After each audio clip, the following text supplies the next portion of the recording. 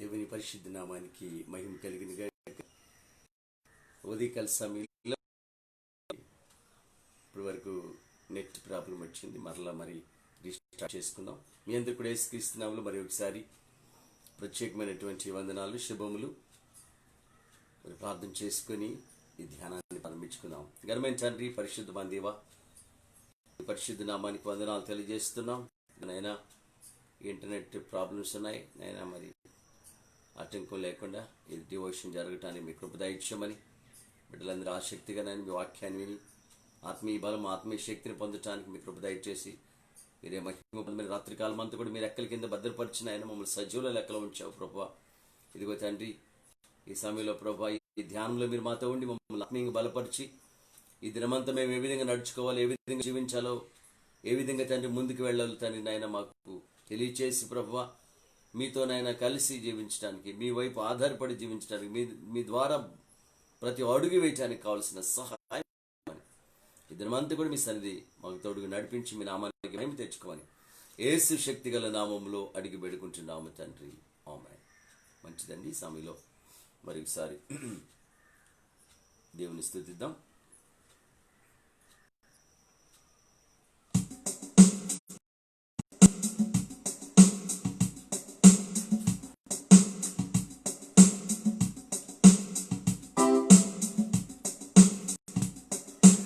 పనిలో నిలచియుండి స్థిరముగా కొనసాగెదమా, ప్రభు మనస్సును కలిగియుండి ఆసక్తితో వెళ్ళెదమా. హల్లెలూయా, జయ స్తోత్రం, జయశాలి జయమిచ్చును. హల్లెలూయా, జయ స్తోత్రం, ప్రయాసకు ఫలమిచ్చును. హల్లెలూయా, జయ స్తోత్రం, జయశాలి జయమిచ్చును. హల్లెలూయా, జయ స్తోత్రం, ప్రయాసకు ఫలమిచ్చును. పనిలో నిలచియుండి స్థిరముగా కొనసాగెదమా, తన మనస్సును కలిగియుండి ఆసక్తితో వెళ్ళెదమా. తన తోటలో పని చేయన్, తన పిలుపును మనకిచ్చెను. వినయముతో లోబడెదం, విసుగక పని చేయుదము. తన తోటలో చేయన్, పిలుపును మనకిచ్చెను. వినయముతో లోబడెదం, విసుగక పని చేయుదము. హల్లెలూయా, జయ స్తోత్రం, జయశాలి జయమిచ్చును. హల్లెలూయా, జయ స్తోత్రం, ప్రయాసకు ఫలమిచ్చును. పనిలో నిలచియుండి స్థిరముగా కొనసాగెదమా, తన మనసును కలిగియుండి ఆసక్తితో వెళ్ళుదమా. హల్లెలూయా, జయ స్తోత్రం, జయశాలి జయమిచ్చును. హల్లెలూయా, జయ స్తోత్రం, ప్రయాసకు ఫలమిచ్చును. పనిలో చేయుండి స్థిరముగా కొనసాగెదమా, తన పనికై మీనోళ్ళన్ విరివిగను వాడెదమా.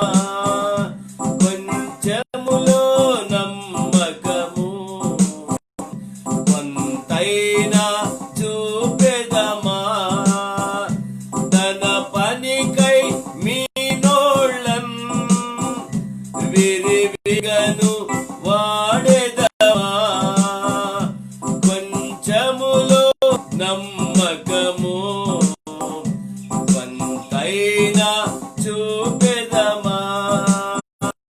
హల్లెలూయా జయ స్తోత్రం జయశాలి జయమిచ్చును. హల్లెలూయా జయ స్తోత్రం ప్రయాసకు ఫలమిచ్చును. హల్లెలూయా జయ స్తోత్రం జయశాలి జయమిచ్చును. హల్లెలూయా జయ స్తోత్రం ప్రయాసకు ఫలమిచ్చును. ప్రభు పనిలో నిలచియుండి స్థిరముగా కొనసాగెదమా. తన మనసును కలిగియుండి ఆ శక్తితో వెళ్ళెదమా.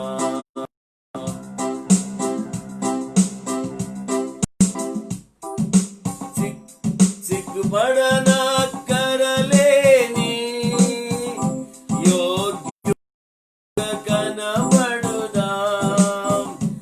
గత పనివారము మనము ప్రభువుతో సమకూర్చెదమా. సిగ్గుపడనక్కరలేని యోగ్యులముగా కనబడుదాం. గత పనివారము మనము ప్రభువుతో సమకూర్చెదము.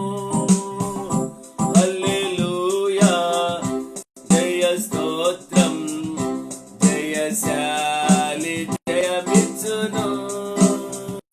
హల్లెలూయా జయ స్తోత్రం ప్రయాసకు ఫలమిచ్చును. ప్రభు పనిలో నిలచియుండి స్థిరముగా కొనసాగెదమా. తన మనసును కలిగి ఆ శక్తితో వెళ్ళెదమా.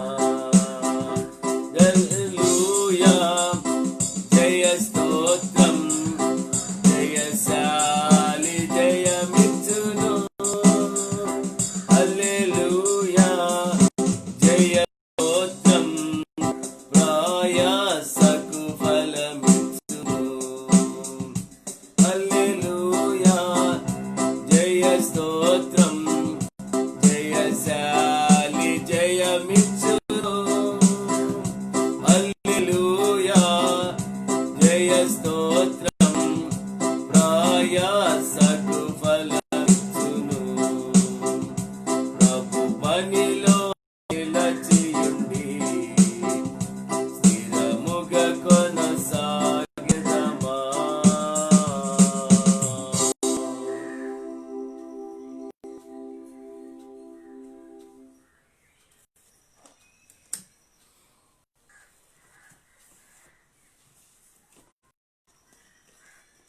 మంచిదండి. సమయంలో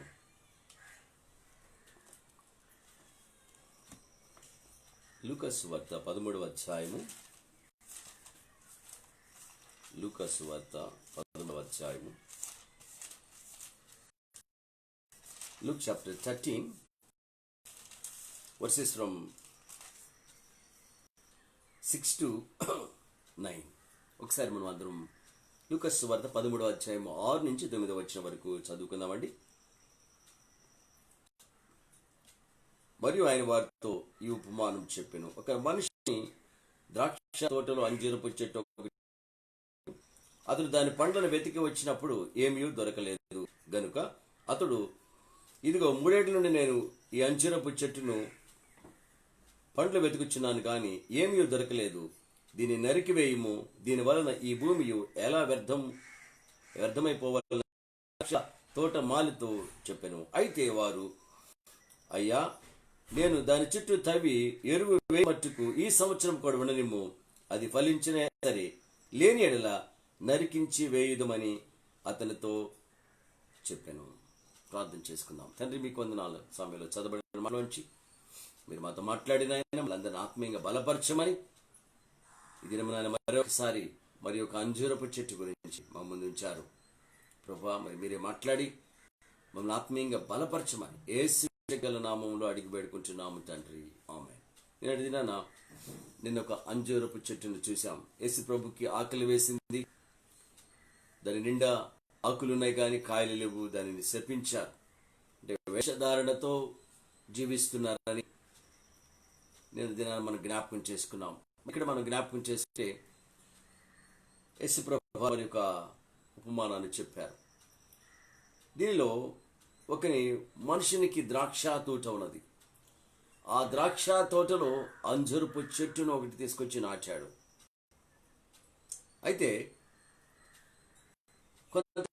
తర్వాత ఆయన వచ్చి పండ్లు కాసేటువంటి సమయంలో, పండ్లు వచ్చేటువంటి సమయంలో ఆయన ఒకటి చూసి వెళుతున్నాడు. ఇలా 3 సంవత్సరాలు పండ్ల కాలము ఆసన్నమైన తర్వాత ఆ చెట్టు ఎదిగి పెద్దదైపోయి పండ్ల కాలము వయస్సు వచ్చిన తర్వాత, ఫలించేటువంటి వయసు వచ్చిన తర్వాత 3 సంవత్సరాలు వస్తూ పోతుంది కానీ దాన్ని కనిపించలేదు. ఇక్కడ మనం జ్ఞాపకం చేసుకుంటే ప్రియమైన ద్రాక్ష తోటలో అంజూరపు చెట్టును నాటాడు.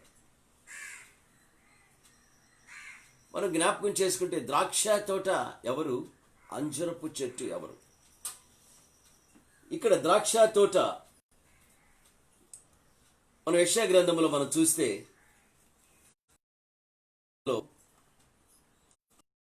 అధ్యాయము book of Isaiah chapter 5 verse 7, ఇశ్రాయేలీయుల వంశం సైన్యములకు అధిపతి యెహోవా ద్రాక్ష తోట.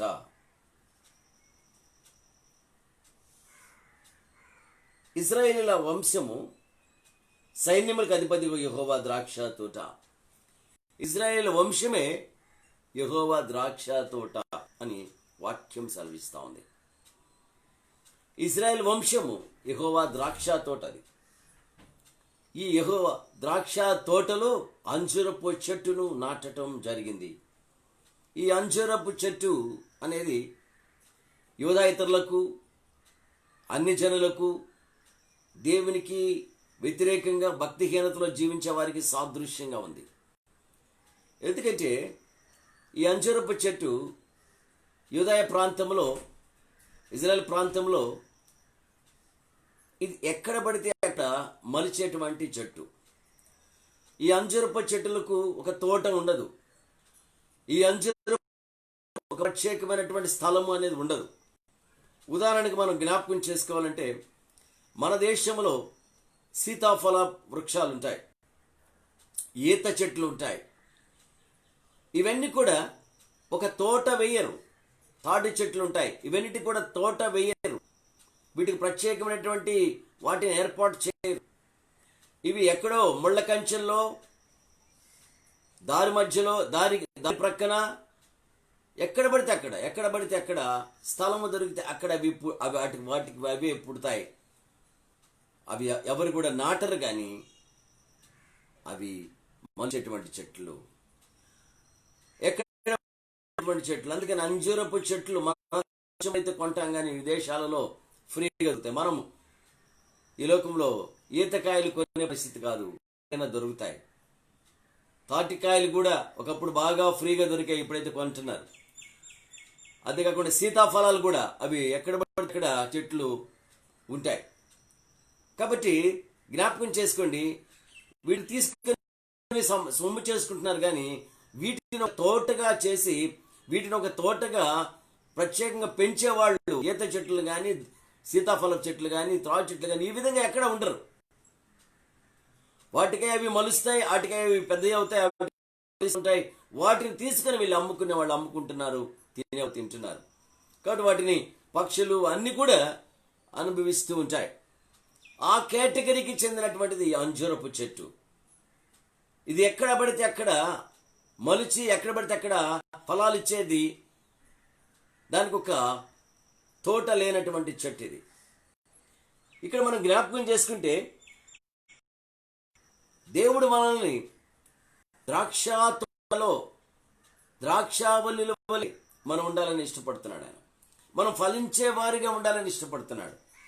దేవుడు మొట్టమొదటి మనల్ని కోరుకున్నది జీవార్థమైనటువంటి ఫలాలు ఇవ్వాలని. జీవార్థమైన ఫలాలు ఇవ్వాలని మనల్ని ఎన్నుకుంటే మనం ఎలాంటి ఫలాలు ఇస్తున్నామంటే పనికి మాలినటువంటి ఫలాలు ఇస్తున్నాం. జీవార్థమైనటువంటి ఫలాలు, మరణార్థమైనటువంటి ఫలాలు మనం ఫలిస్తున్నాం. చూడండి, రోమిలికి రాసిన పత్రికలో 7వ అధ్యాయము రోమన్స్ 7 7వ అధ్యాయము మనం చూస్తే, కావున సహోదరులారా, ఫలమును ఫలించినట్లు మృతుల నుండి లేపబడిన క్రీస్తును మరి వేరొకరిని చేరుటకై మీరు ఆయన శరీరం ద్వారా ధర్మశాస్త్ర విషయమై మృతులైతిరి. ఇక్కడ జ్ఞాపకం చేసుకోండి, మనము దేవుని కొరకు ఫలించినట్లుగా ఫలములను ఫలించే వారిగా ఉండాలి. మనము దేవుని కొరకు ఫలించే వారిగా ఉండాలి. దేవుని కొరకు ఫలించే వారిగా దేవుడు ఏర్పాటు చేసుకున్నాడు. మనం దేవుని కొరకు ఉన్నతమైనటువంటి ఫలాలు ఫలించే వారిగా మనల్ని ఏర్పాటు చేసుకుంటే మనం ఏమైపోయాము చూడండి. వి మే బీర్ ఫ్రూట్ ఫర్ గాడ్. మనం దేవునికి కొరకు ఫలాలు ఫలించే వారిగా ఉండాలని, ఫలాలు జీవార్థమైనటువంటి ఫలాలు ఫలించే వారిగా మనం ఉండాలనుకుంటే మనం ఏమైపోయామంటే 5వ వచనంలో, ఏలయనగా మనం శరీర సంబంధమై ఉండినప్పుడు మరణ ఫలించుటకై అంటున్నాడు. జీవార్థమైనటువంటి ఫలాలు ఫలిస్తున్నాం. జీవార్థమైనటువంటి ఫలాలు దేవుని కొరకు ఆశ. చూడండి, ఆయన ఎంత ఆశపడ్డాడంటే, ఆయన అనుకునేది మనం జరిగించకపోతే వేరొకరి ద్వారా, అంటే క్రీస్తు ద్వారా మరలా ఫలించాలని దేవుడు మనల్ని క్రీస్తును పంపించి క్రీస్తు ద్వారా మనల్ని ఫలింప చేస్తున్నాడు. మొట్టమొదటిగా ఆయన ద్వారా ఫలించాలని చూస్తే మనము బదులుగా మరణార్థమైన ఫలాలు.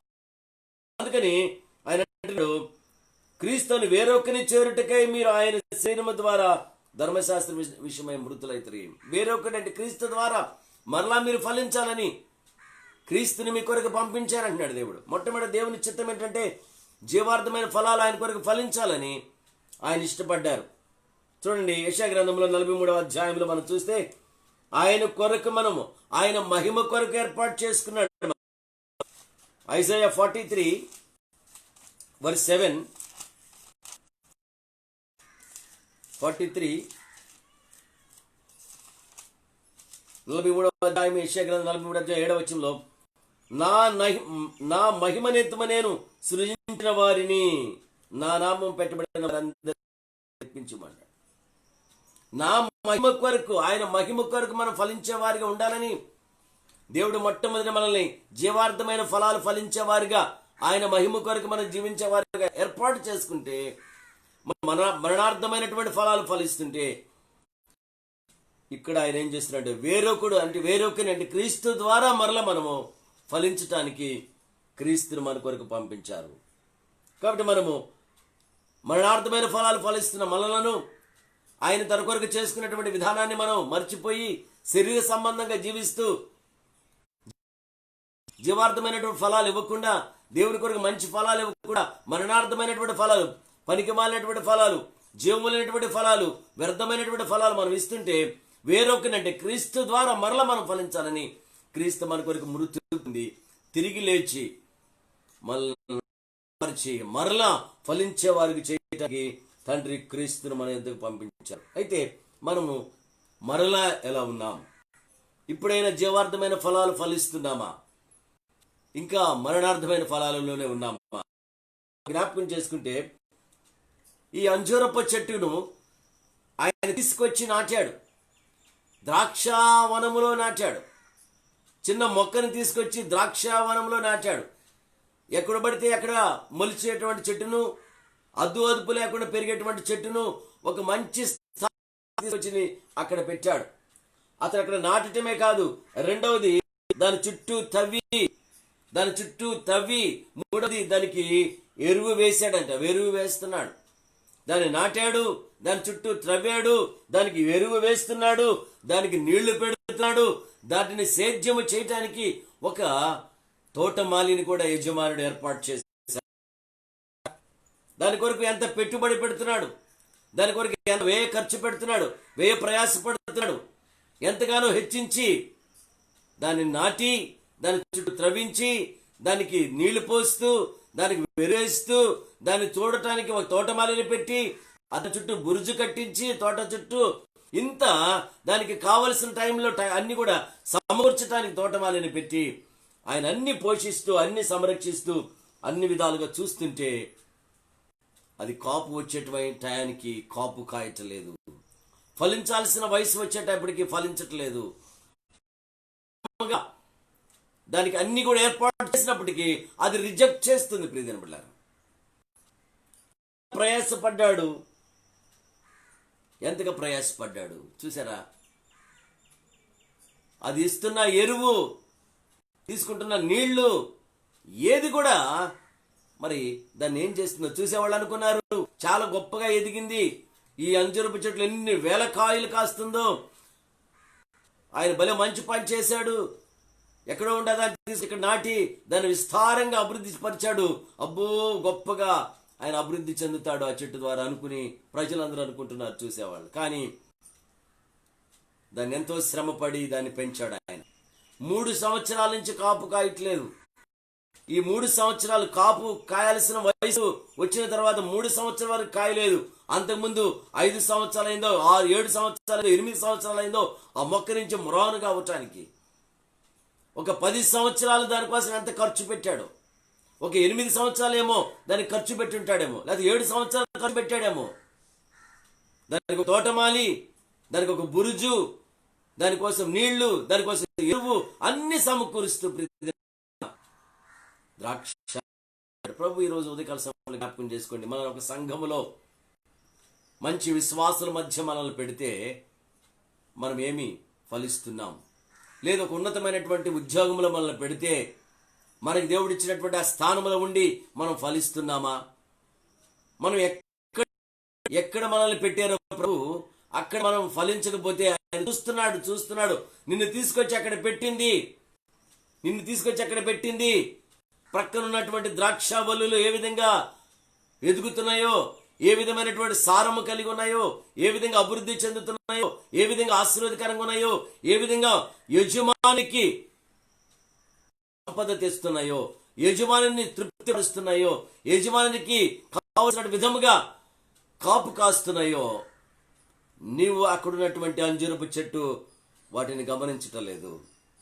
చుట్టూ ఉన్నటువంటి ద్రాక్ష వల్లులు ఎదుగుతున్నాయి, ఫలిస్తున్నాయి, అభివృద్ధి చెందుతున్నాయి, యజమానికి సంతోషం కలుగు చేస్తున్నాయి, యజమానికి సంపదనిస్తున్నాయి. కానీ ఈ అంజూరపు చెట్టు నాకెందుకు అని అది ఇష్టానుసారంగా మాట విననటువంటి చెట్టుగా, లోబడినటువంటి చెట్టుగా, ఫలించని చెట్టుగా, లెక్కలేని తనముతో తన ఇష్టానుసారంగా 3 సంవత్సరాల నుంచి అది కాపు కాయాల్సిన వయసు వచ్చిన తర్వాత 3 సంవత్సరాల నుంచి కూడా వ్యర్థంగా, దాదాపుగా నేను చెప్పాను 10 సంవత్సరాలు, 7 సంవత్సరాలు, 8 సంవత్సరాలు దానికి ఎంతో శ్రమ పడినా అది ఫలించట్లేదు. ప్రియమైన నిన్ను తీసుకొచ్చి ప్రభు ఒక ఉన్నతమైనటువంటి స్థితిలో పెడితే చుట్టువారు చూశాను నువ్వు మారుతావని, చుట్టుప్రక్కల ఉన్న వారిని బట్టి నువ్వన్నా అభివృద్ధి చెందుతావు, నువ్వెక్కడో దారిన పోయేవాడిని, లోకంలో తిరుగుతున్న వాడిని, పనికి మాల జీవితాలు జీవిస్తున్న వారిని, పాపపు జీవితంలో జీవిస్తున్న వారిని నిన్ను ఆయన పట్టుకొని ఆయన నీకు మంచి జీవితాన్ని ఇవ్వాలని ఒక మంచి స్థలంలోకి తీసుకొస్తే, నిన్ను మంచి చోట నీకు ఉద్యోగం ఇస్తే, ఏదైనా మంచి చోట నీకు ఉన్నతమైన స్థితిని ఇస్తే, నిన్ను మంచి చోటకు తీసుకుని మంచి సంఘములో పెడితే నువ్వేం చేస్తున్నావో రేపు అడగబోతున్నాడు ప్రభు. ప్రియదినులారా, యజమానుడు అడుగుతున్నాడు తోటమాలిని, ఏమయ్యా 3 సంవత్సరాల నుంచి నేను చూస్తాను, దానికి కాపు ఎందుకు దాన్ని ఉంచుతావు? ఈ యొక్క భూమి వ్యర్థమైపోతుంది కదా, ఈ స్థలం అంతా వ్యర్థమైపోతుంది కదా, దాన్ని తీసేయి అంటే వేడుకుంటున్నాడు తోటమాలి. ప్రభు యజమానుడా, ఈ ఒక్క సంవత్సరం కూడా నీళ్లు పెడతా, ఈ ఒక్క సంవత్సరం కూడా దాని చుట్టూ త్రవ్వుతా, ఈ ఒక్క సంవత్సరం కూడా ఎరువేస్తా, ఇప్పుడు కానీ ఈ సంవత్సరం కూడా అది ఫలించకపోతే అప్పుడు మీరు నరికేయించుద్దురు గానిలే అంటున్నాడు. చూసారా, యేసుక్రీస్తు ఈరోజు నీ కోసం నా కోసం మరణార్థమైనటువంటి ఫలాలు ఫలిస్తున్న మనలను జీవార్థమైన ఫలాలు ఫలించాలని తండ్రికి మొరపెడుతున్నాడు. అయ్యా అయ్యా, ఈ సంవత్సరం కూడా ఉండని, ఈ సంవత్సరం కూడా ఉండని, ఈ సంవత్సరం అన్నా ఫలిస్తారయ్యా, ఈ సంవత్సరం అభివృద్ధి చెందుతారయ్యా, ఈ సంవత్సరం నేర్చుకుంటారయ్యా, చుట్టుప్రక్కల ఉన్న వారిని చూసి ఈ ద్రాక్షవల్లుల నుంచి దీనిలో ఉన్నటువంటి చేదైన వేరుని తీసేసుకుంటారులేయ్యా, ఈ చేదైన ఏ పులిపిండి ఉందో వేరులో అది తీసివేసుకుంటారులే నాయన, ఏ వ్యతిరేక స్వభావం ఉందో అది తీసివేసుకుంటారులే నాయన, మీకు లోబడినటువంటి తత్వం ఏముందో అది తీసేసుకుంటారులే నాయన ఈ సంవత్సరం అని క్రీస్తు యజమానుడైన తండ్రికి మొరపెడుతున్నాడు. తండ్రి ప్రేమించి తన మహిమ కర్మలను చేసుకుంటే మనము మరణార్థమైనటువంటి ఫలాలు ఫలిస్తుంటే వేరుకొని అనగా క్రీస్తును మన కొరకు ఫలించి పంపించి మనం ఫలిస్తామని ప్రాణం పెట్టి మన కొరకు చనిపోయి తిరిగి లెగిస్తే ఇప్పుడు కూడా ఫలించకపోతే అంటున్నాడు. తండ్రి అడుగుతున్నాడు కుమారుణ్ణి, ఎందుకు ఇంకా ఇంకా ఇంకా ఇంకా ఎందుకో చూస్తున్నావు, అది నరికే చేద్దామంటున్నాడు. వేరు చోటనే పెట్టబడిందంట, గొడ్డలి వేరు యొద్ద ఉంచబడింది, ఫలించని చెట్టును వేరును నరికివేయబడతాయి. ప్రియమిత్రులారా, జ్ఞాపకం చేసుకోండి. ఈ ఉదయకాల సమయంలో అంజూరపు చెట్టును దిక్కు మొక్కునేటువంటి స్థితిలో, ఆదరణ లేని స్థితిలో, లోక సంబంధమైనటువంటి జీవితాలు జీవిస్తూ ఆయన ప్రేమించి ఆయన ప్రేమించి ఆయన ప్రేమించి క్షమించి ఒక స్థితి ఇస్తే ఆ స్థితిలో నువ్వు ఎలా ఉన్నావు? ఆ స్థితిలో ప్రభువుకి మహిమ తెస్తున్నామా? ఆ స్థితిలో దేవునికి ఘనత తెస్తున్నామా? ఎస్ ప్రభు వారు ఈ రోజు కూడా ఆయన రాకడ ఆలస్యం చేస్తున్నాడు, ఓర్చుకుంటున్నాడు. అయ్యా ఈ రోజు మారుతారులే, మధ్యాహ్నం మారుతారులే, సాయంకాలం మారుతారులేని ఆయన రాకడ వాయిదా వేసుకుంటున్నాడు. ప్రియమిత్రులారా, ఇంకా మనం ఆయన ఓపికను పరీక్షిస్తే ఇటువంటి పరిస్థితుల్లో కూడా, ఇటువంటి భయంకరమైన దినాల్లో కూడా, ఇటువంటి శాపగ్రస్తమైనటువంటి శోధనలో కూడా, ఈ తెగుళ్ళు కూడా వచ్చినప్పుడు కూడా మనం గమనించుకోకపోతే మన స్థితిని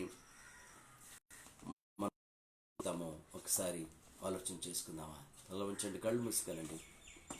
ద్రాక్ష తోటలో నాటబడినటువంటి అంజూరపు చెట్టు ఫలించకపోతే ఆయన ఎదురు చూస్తున్నాడు. ఇంకొక సంవత్సరం ఉంచమని ప్రభు తండ్రిని వేడుకుంటున్నాడు. ఈరోజు సంఘములో సేవకులు క్రీస్తుని వేడుకుంటున్నారు. అయ్యా విశ్వాసులను